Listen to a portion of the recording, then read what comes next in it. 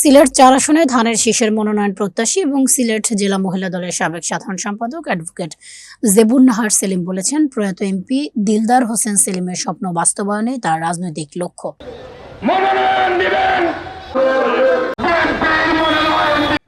আজ বিকেলে গোয়াইনঘাটে বিএনপির ৩১ দফা লিফলেট বিতরণ পূর্ববর্তী সমাবেশে তিনি বলেন, স্থানীয় জনগণের সহযোগিতা নিয়ে সিলেট ৪ আসনের অবকাঠামোগত উন্নয়নের কাজ করতে চান তিনি। সাবেক এমপি প্রয়াত দিলদার হোসেন সেলিমের স্মৃতিকে অম্লান রাখতে শ্রমিকদের অধিকার আদায়ে পাশে থাকার অঙ্গীকার করেন।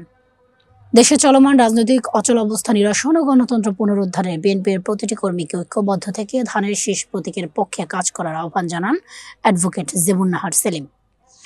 গোয়াইনঘাট উপজেলা মুক্তিযোদ্ধা দলের সভাপতি আব্দুল হকের সভাপতিত্বে আয়োজিত সভায় উপজেলা বিএনপি ও অঙ্গ সংগঠনের কয়েক সহস্রাধিক নেতাকর্মী উপস্থিত ছিলেন।